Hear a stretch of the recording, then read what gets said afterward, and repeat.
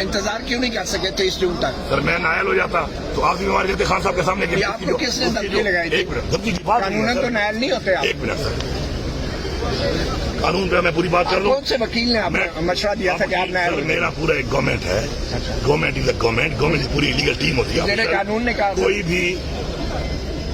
कोई भी हुकूमत अगर बजट पास नहीं करेगी इन टाइम, अच्छा, और पूरी फॉर्मेलिटीज और प्रोसीजर और टाइम को फॉलो करके नहीं करेगी, ठीक है, तो फाइनेंशियल इमरजेंसी उस पर लगाई जाने का आइन के अंदर एक हक है। कौन सी शिक आइन में फाइनेंशियल इमरजेंसी का तो जिक्र ही नहीं है सिर्फ। आप कह रहे हैं तो आपको ज्यादा पता है, इमरजेंसी का जिक्र है। इमरजेंसी होती है तो किस बुनियाद पर लगती है इमरजेंसी? आज तक पहले ऐसा हुआ है कि आज से पहले ये हुआ है, इस पे पहले हो रहा है। कौन से वकील ने आपको मशवरा दिया? मुझे तो कोई गुंजाइश देने को तैयार नहीं है। मैं यहाँ पे कानून है, नहीं यहाँ पे कोई आइन है, तो मैं ऐसी गुंजाइश तो नहीं छोड़ सकता ना। कल को मेरी सुनने वाला कोई होगा नहीं। ये तरक्याती फंड के लिए इमरान खान की अमानत है, आप इमरान खान के पास है।